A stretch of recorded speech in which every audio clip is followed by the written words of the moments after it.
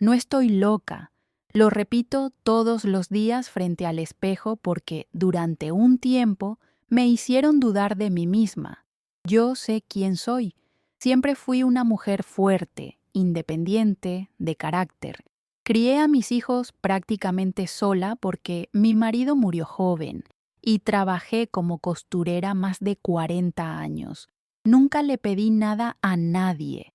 Pero cuando me operaron de la cadera, mi hija mayor insistió en que me fuera a vivir con ella por un tiempo, para no estar sola en la recuperación. Me pareció una buena idea. Después de todo, era mi hija, y yo la había criado con tanto amor. Pensé que sería bonito compartir más tiempo con los nietos, quizás enseñarles a coser, a cuidar de las plantas. No imaginé que ese sería el comienzo de la peor experiencia de mi vida. Al principio, todo parecía normal. Yo ayudaba en la casa, preparaba el desayuno para los niños antes de ir al colegio, lavaba la ropa sin que nadie me pidiera. Me gustaba mantener mi rutina, levantarme temprano, leer un poco, tomar mi café con pan y mantequilla, salir a caminar por el barrio, pero empecé a notar miradas raras. Si opinaba sobre algo, mi yerno me corregía como si yo estuviera confundida. Si decía que me dolía algo, mi hija me preguntaba si me había tomado la pastilla correcta. Incluso si ponía música en la sala, ellos decían que el volumen estaba muy alto o que no era momento.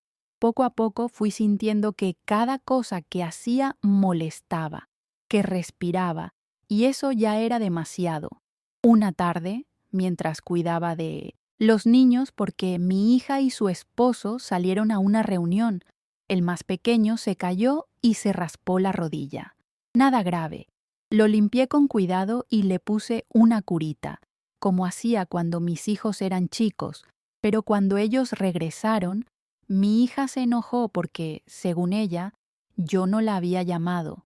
Le dije que no era necesario alarmarla por una raspadura, y ella me respondió con un tono seco: «Mamá, no estás en condiciones de juzgar eso». Me quedé callada, pero por dentro sentí una punzada. Era como si me quitaran la capacidad de tomar decisiones básicas, como si no confiaran en mí para nada. Esa fue la primera vez que pensé que algo no estaba bien en esa casa. Con el pasar de los días, todo empeoró. Me hablaban con condescendencia, como si fuera una niña o una anciana senil. Si me olvidaba de una palabra, me preguntaban si estaba tomando mi medicación. Si me quedaba callada, decían que estaba apagada.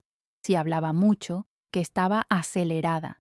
Un día, incluso escuché a mi yerno decirle a mi hija que yo estaba descompensada. Esa palabra me quedó dando vueltas en la cabeza. Nunca me habían hecho sentir tan pequeña. Yo sabía que no estaba descompensada, solo estaba triste, triste por sentirme invisible dentro de mi propia familia.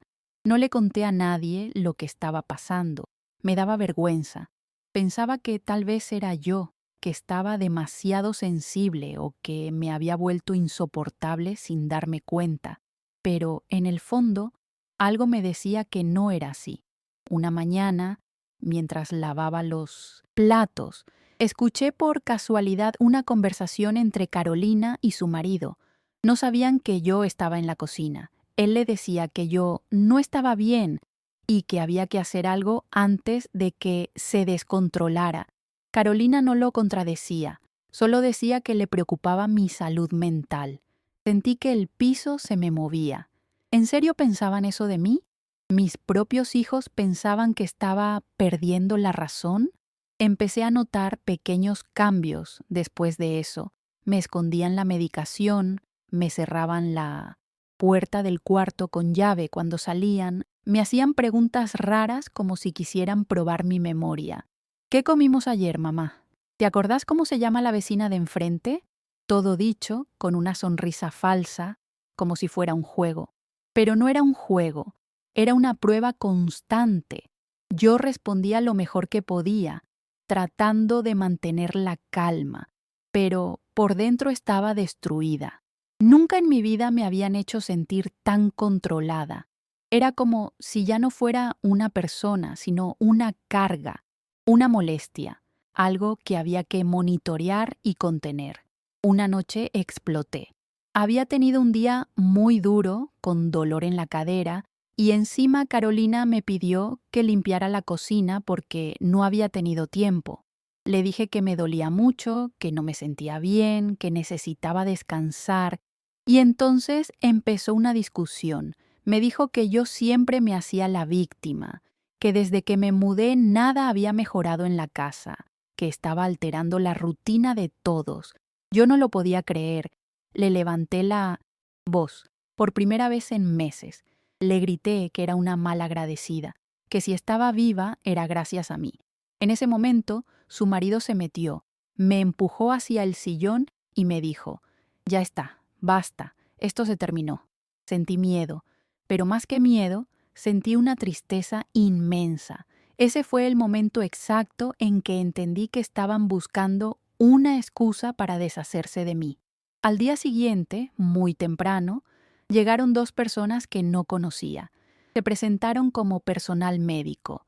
Dijeron que venían a hacerme una evaluación por pedido de la familia. Pensé que era una broma, pero Carolina estaba seria, como de piedra. Me pidieron que respondiera algunas preguntas, que caminara en línea recta, que nombrara objetos de la casa. Yo me negué. Les dije que me sentía humillada, que no entendía por qué hacían eso. Entonces, con una calma espantosa, Carolina dijo: «Mamá, no estás bien. Necesitas ayuda profesional. No es un castigo, es por tu bien». Me levanté temblando, me agarré de la mesa y les dije que yo no estaba loca. Pero ya era tarde. Habían decidido por mí. Me subieron a una ambulancia como si fuera una delincuente. No me dejaron agarrar mi bolso, ni mis documentos, ni siquiera mis lentes. Iba sentada, con el cinturón apretado, sintiendo que todo mi cuerpo temblaba. No lloré, no podía. Era una mezcla de bronca, tristeza y una incredulidad tan grande que me dejó paralizada. ¿Cómo era posible que mi hija, mi propia sangre, estuviera haciendo esto? No sabía a dónde me llevaban. Solo entendí que era un hospital cuando vi las puertas automáticas y a una enfermera esperándonos con una camilla. Les dije que no necesitaba atención médica, que estaba bien, que todo esto era un malentendido, pero nadie me escuchó. En ese lugar mi voz ya no valía nada. Los primeros días fueron una pesadilla. Me tomaban la presión cada 2 horas, me hacían preguntas absurdas, me daban pastillas sin decirme qué eran. Yo no quería tomarlas, pero cuando me negaba me decían que era parte del tratamiento. ¿Tratamiento de qué?, me preguntaba. Si yo estaba perfectamente lúcida. Les repetía una y otra vez que todo esto era un error, que tenía que volver a mi casa, que mis nietos me esperaban. Pero eso solo empeoraba las cosas. Cada vez que insistía, anotaban algo en una hoja, como si mis súplicas fuera una confirmación de que estaba descompensada. Nunca en mi vida me sentí tan atrapada, tan sola, tan impotente. Compartía la habitación con otra señora, una mujer mayor que hablaba poco y dormía casi todo el día.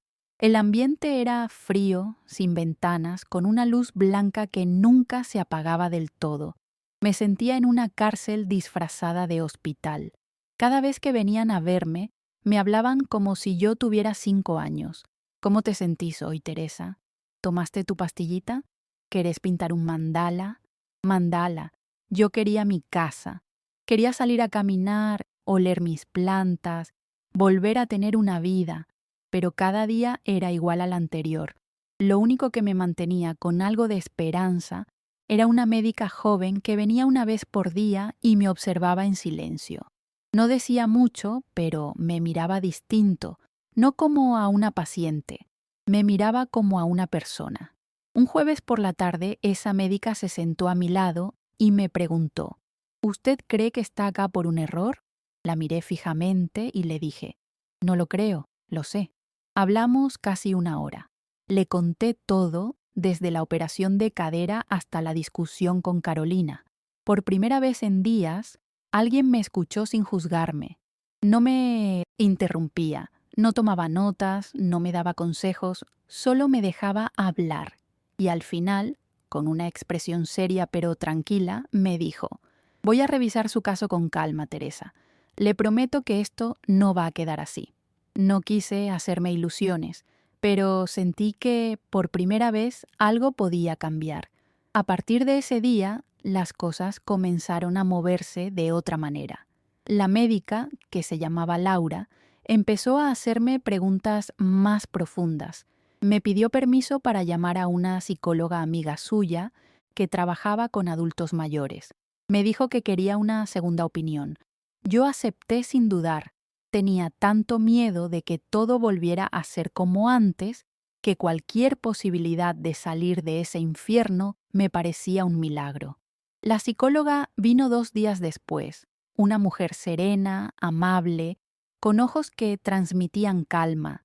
Me habló como nadie me había hablado en semanas. Me preguntó por mi historia, por mis gustos, por mis dolores. No se enfocó en mis síntomas, sino en mí como persona. Y eso me devolvió un poco de mí misma. Durante la sesión, le conté cómo me sentía una extraña en la casa de mi hija, cómo me habían ido quitando la voz poco a poco, cómo me habían hecho dudar de mi propia memoria, de mis recuerdos, de mi valor como madre y como mujer. La psicóloga se quedó en silencio un momento y luego me dijo algo que nunca voy a olvidar. Usted no está enferma, Teresa, está herida, y lo que le pasó tiene un nombre: violencia emocional. Lloré. No pude evitarlo. Era la primera vez que alguien ponía en palabras lo que yo venía sintiendo hacía meses. No era una exageración, no era culpa mía, era real, y merecía ser escuchada. Después de esa sesión, algo cambió en mí. No sé si fue la validación de esa mujer o el simple hecho de que, por fin, alguien me creyera, pero recuperé fuerzas, empecé a observar más, a escribir en un cuaderno que me consiguieron, a anotar todo lo que recordaba, las fechas, los comentarios, los gestos de mi hija, los silencios. Me dije a mí misma que si algún día salía de ahí, no iba a permitir que nadie más me tratara como si yo no existiera. Ya no aceptaría una vida hecha de migajas. Quería volver a ser Teresa, no la abuela que estorba. Laura me seguía visitando, cada vez con más preguntas, y una tarde me informó que había pedido una revisión judicial de mi internación. Al parecer no había sido bien registrada, había huecos en el proceso. Mi hija no había presentado documentos suficientes. Eso me llenó de una mezcla de esperanza y miedo. ¿Y si todo se quedaba en la nada? ¿Y si Carolina negaba todo y decía que yo estaba delirando? Me aterraba volver a esa casa, pero más me aterraba quedarme encerrada para siempre. Mientras tanto, Carolina no me había llamado ni una sola vez, ni para preguntar cómo estaba, ni los nenes, nada. El silencio fue el golpe más duro. En algún rincón de mi alma todavía esperaba que ella recapacitara, que apareciera arrepentida, diciendo que todo había sido un malentendido. Pero eso nunca pasó. Y ese abandono, esa frialdad, dolía más que cualquier diagnóstico. Pasaron unas semanas hasta que finalmente me notificaron que un juez había revisado mi caso. Me dijeron que la internación no cumplía con los criterios legales, que no había pruebas de ningún brote ni diagnóstico formal que justificara mi permanencia en el hospital.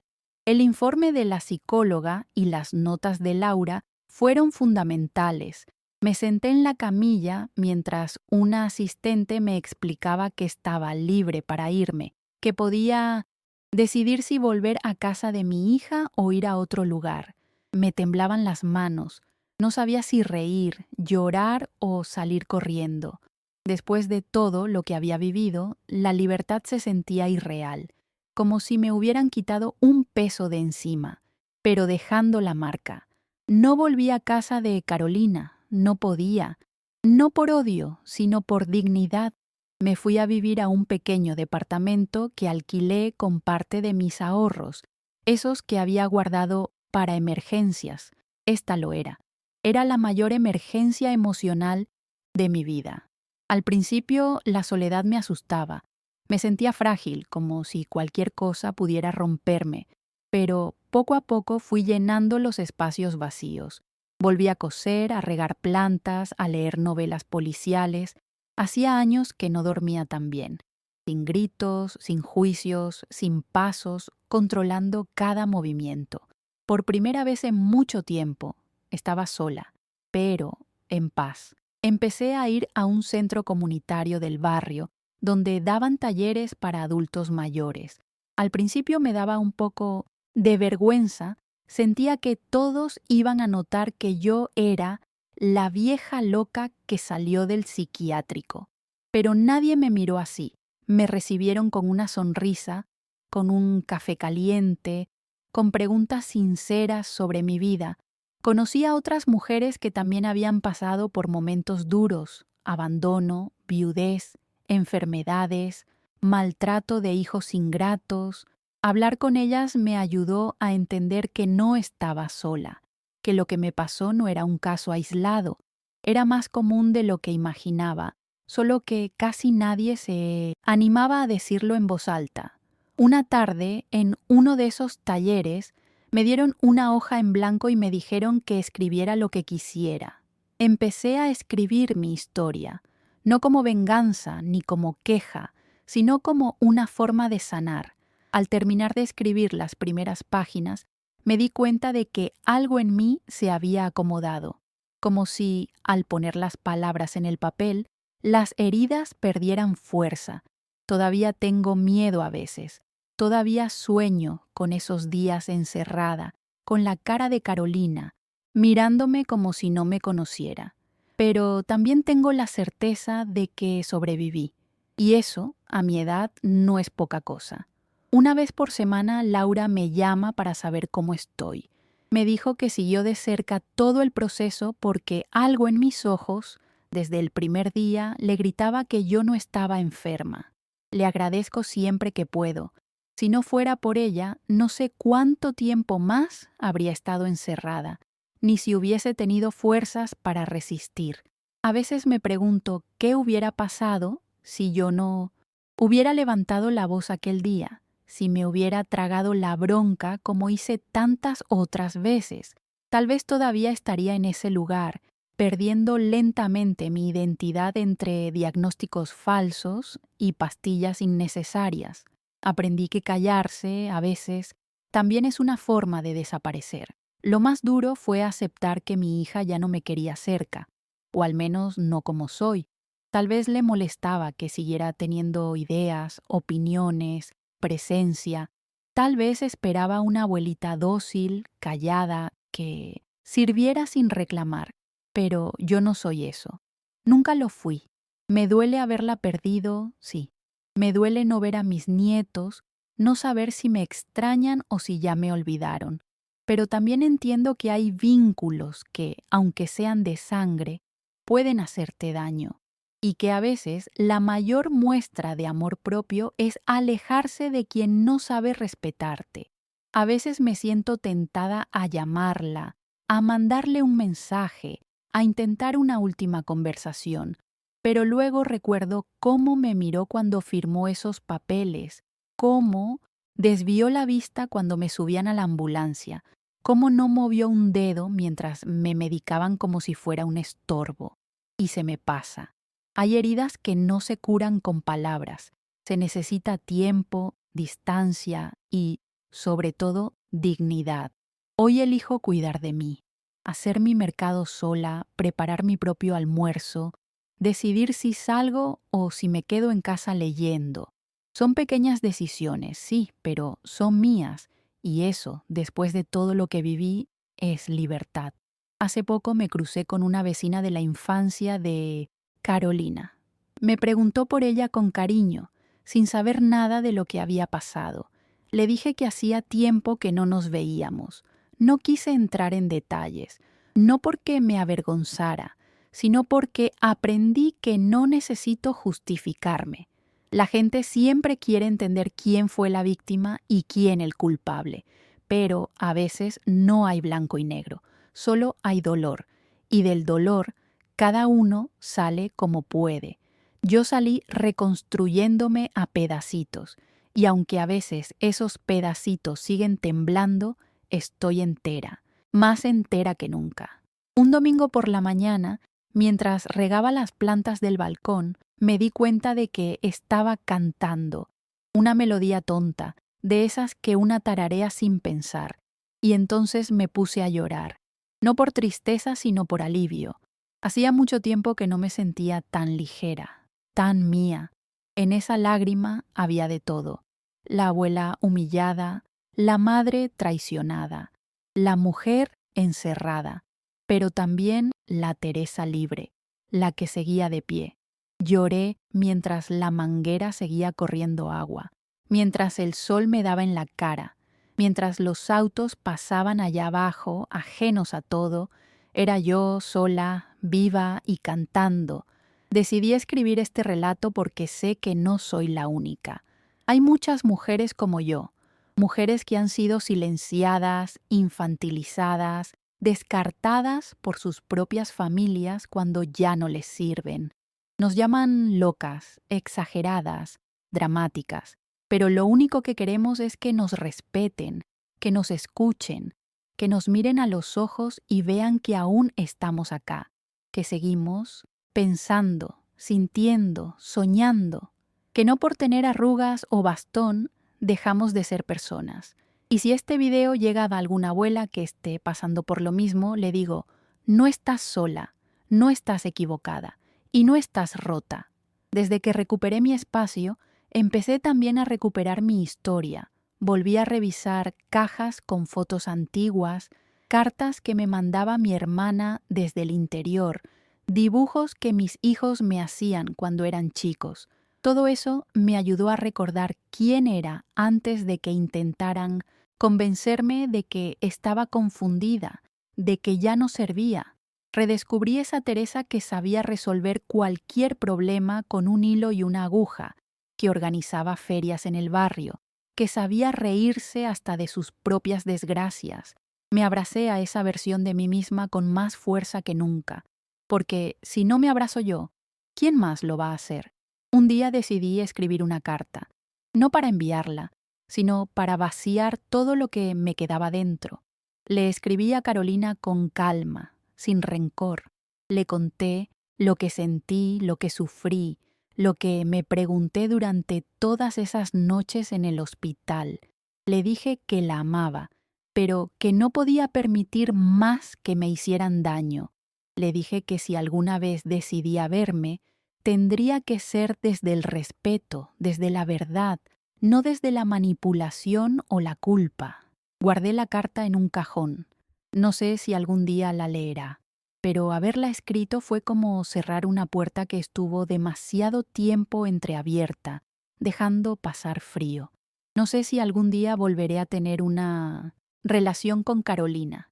Hay días en los que la extraño con una ternura insoportable, como si todavía fuera aquella nena que se dormía abrazada a mi brazo. Pero también hay días en los que recuerdo su frialdad, su forma de desentenderse, de borrarme como si yo no importara. Y entonces me vuelvo a proteger. Me repito que no fui yo la que falló, que hice lo que pude con lo que tuve, que nunca levanté la mano ni la voz hasta que me empujaron al límite, y que si me defendí fue porque ya no tenía más espacio para seguir aguantando en silencio. Uno también se cansa de callar. Hay una vecina que siempre me saluda desde su ventana del piso de abajo. Un día me trajo un plato de sopa y me dijo que me veía más erguida, con otra cara. «Parece otra», me dijo. Le sonreí y le agradecí, aunque por dentro sentí que no era otra. Era la misma de siempre, solo que ahora ya no estaba doblada por el miedo ni arrugada por la culpa. Estoy vieja, sí, pero no vencida. Y cada vez que me miro al espejo y me reconozco, Sé que este cuerpo, con todas sus marcas, resistió lo impensado, y eso vale más que cualquier perdón que nunca llegó. Una tarde, mientras barría el balcón, una de las nietas de la señora del quinto piso me gritó desde abajo: «¡Hola, Teresa!». Me sorprendió que supiera mi nombre. Me saludó con una sonrisa enorme, y yo le respondí agitando la mano, como si esa pequeña alegría compensara tantas otras ausencias. Fue una tontería, apenas un gesto, pero me conmovió.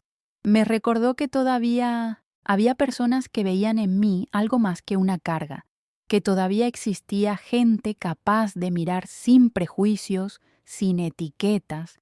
A veces un saludo sincero puede más que 1000 silencios, y ese día esa niña me devolvió una parte del mundo que pensé que había perdido. Volví a cocinar para mí con amor, a preparar esas recetas que me enseñó mi madre, aunque nadie más las probara. Cocinar se convirtió en un ritual sagrado, en una manera de decirme a mí misma que merezco lo bueno, aunque esté sola. Prendía la radio, movía las caderas mientras revolvía la olla y por un rato olvidaba todo lo que había pasado. Esos momentos tan simples fueron claves para reconstruirme, porque no se necesita mucho para empezar de nuevo. A veces alcanza con un plato caliente, una canción vieja y la convicción de que todavía tenemos derecho a ser felices. Empecé a escribir un cuaderno con consejos para mujeres mayores. No soy experta en nada, pero tengo experiencia en mucho. Lo titulé Para que no te callen, y ahí anoto todo lo que me hubiera gustado que alguien me dijera cuando empecé a sentirme invisible. Escribo sobre cómo poner límites, cómo decir que no sin culpa, cómo reconocer la manipulación disfrazada de preocupación. También escribo frases que me sostienen, como «no estás exagerando» o «si duele, no es amor».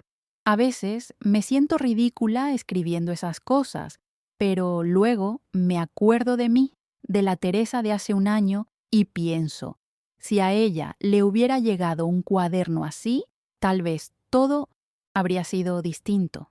Una voluntaria del centro comunitario leyó uno de mis textos y me propuso leerlo en voz alta durante una reunión. Me temblaron las piernas, pero acepté. Cuando terminé de leer, hubo un silencio profundo. Luego, una señora se me acercó con lágrimas en los ojos y me abrazó.